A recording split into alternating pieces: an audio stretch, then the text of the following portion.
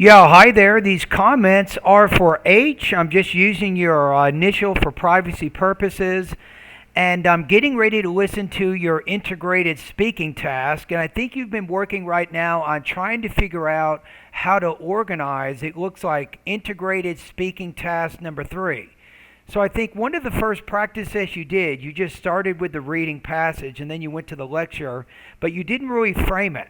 Frame it means you didn't have any kind of organization to keep the whole response unified.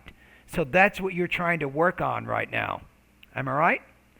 Okay, so I also have, what do I have? I have the integrated speaking rubrics here, so I am ready. And let's see if your practice is paying off. Let's see how you did on this integrated practice test.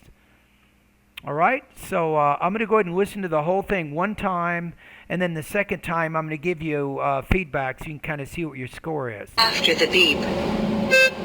The reading explains the relationship between verbal and nonverbal communication. And in the lecture, the professor elaborates this idea by giving his personal experience. To begin with, according to the passage, if verbal and nonverbal communication will agree with each other, it can enhance the message being conveyed. However, if they are in conflict, it can give an accurate and different meaning. So to illustrate the idea, the professor gives 2 examples.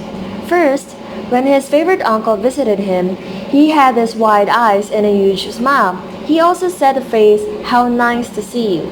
Later that day, his uncle said that he felt very good because he saw how happy he was. Next example was when he accidentally hit his thumb with a hammer.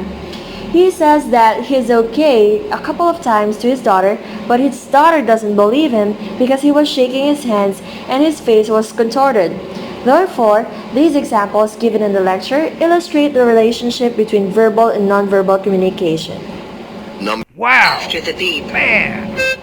The reading explains the relationship My between goodness. verbal and non. What do we got here? I think there's maybe 1 or 2 minor errors with your language use, but yes, that is what I'm talking about. You put it all together. You got a nice structure to it all fits. You have a complete, accurate response. I absolutely love your tone. Your delivery is really, really good. Anybody at YouTube, you want to know what 26 sounds like, that is what it sounds like. That's what you have to do. Right there. Okay, now, let's listen to it again one more time. Let's break it up into parts now. Let's see what we have. I'll comment on it as we go. After the beep. The reading explains the relationship between verbal and nonverbal communication. And in the lecture, the professor elaborates this idea by giving his personal experience. Good. So I like how you use a compound sentence to connect the main point from the reading and the listening passage. I like how you're also using what we call simple present tense verbs to explain the information. But this is where you have some trouble later on in the response. So let's see what happens with your verbs. Want to be careful. There are some instances in your response where you need to use some past tense verbs, and that's where you had some slight problems. To begin with, according to the passage, if verb. Good. I like the voice marker, but according to the reading passage, the author claims blah, blah, blah. So don't forget, remember you have a listening passage and a reading passage. Verbal and nonverbal communication will agree with each other, it can enhance the message being conveyed. However, if it can enhance the message being conveyed. You're using a passive gerund. Are you kidding me? And you're also using a great word, enhance. Very good college level word. So you're showing you have really good, very good control of your vocabulary and your grammar. Both. That's what I'm talking about. If they're in conflict, it can give an accurate and different. Now let me check what you just said there. If verbal and nonverbal communication will agree with each other, it can enhance the message being conveyed. However, if they're in conflict, it can give an accurate and different. Okay, if they are in okay, I got it. So using a contraction. If they're or if they are in conflict. Meaning. Be careful about using contractions too much in academic writing or speaking. It might be better to use the they are instead of their, and that way there's no confusion. So to illustrate the idea, the professor gives two examples. Okay, good. So the professor gives two examples. That's a good leading sentence. It's a good forecast sentence to prepare your audience for the detail. Excellent. You're making a very good, clear connection of ideas there.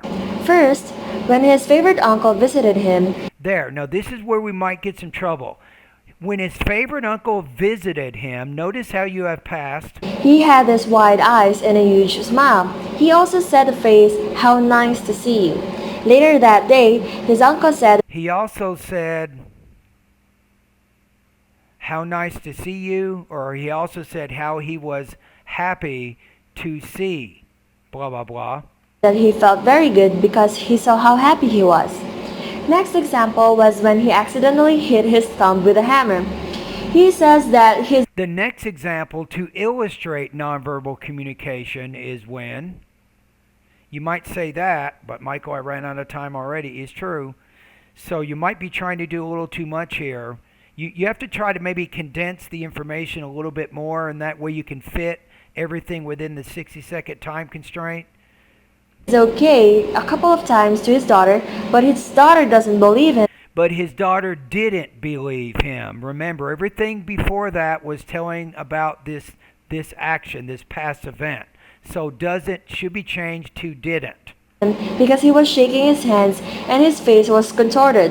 Therefore, He was shaking his hands and his face was contorted. That is some good description right there. I like the vocabulary, very high level stuff. This is what we're talking about.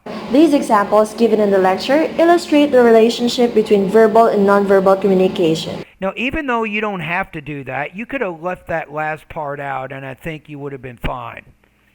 Right? So now what? I don't know. I'm looking at the 4 area here. This is tough. I want to give you a 4, but I know it's not going to exactly be a 4. The response fulfills the demands of the task with at most minor lapses in completeness. It is highly intelligible. Yes. It exhibits sustained, coherent discourse. More yes. A response at this level is characterized by all the following. So I can answer 2 yeses already to the general description. Speech is generally clear, fluid, and sustained. It may include minor lapses, blah, blah, blah. No, you have no problems. Your delivery, in my opinion, is very good. If anybody disagrees with me at YouTube, make a comment below. Go right ahead. Overall intelligibility remains high. Yes, your intelligibility, very good here. This is what we're talking about. A lot of people say, well, Michael, how do I need to speak in order to get a high score in the TOEFL exam? Well, it's exactly what you did there. Okay, language use. You have good control, basic complex grammar, allows for coherent, efficient, automatic expression of relevant ideas, contains generally effective word choice, though some minor or systematic errors or imprecise use may be noticeable, they do not require listener effort or obscure meaning. This is a good one. Yes, I think that even though you had some minor errors in there, there is nothing about what you said that I did not understand. So I don't feel that the meaning was obscured in any way. Topic development, the response presents clear progression of ideas and conveys the relevant information required by the task. It includes appropriate detail, though it may have some minor errors or minor omissions. No, I don't think you left out anything. If anything, you said too much, right? You included too much information there. This is tough. Now, I don't do this often. This is very rare, very, very rare. I'm going to put you at, you're between 3.5 and 4. My guess right now is 29 to 30 points, I think, on the task. If you did this on every task, I think that your score would probably be pretty close to 30. All right? Now, if anybody at YouTube disagrees with me, let your disagreement be known. Just make a comment below my video and tell me why you think it should score lower. I believe that this is good enough to get 29 to 30 points on the TOEFL exam. That's what I believe. That's based on my 30 years of teaching experience, based on my having graded already thousands and thousands of speaking practice tests over the last few 10 or 12 years.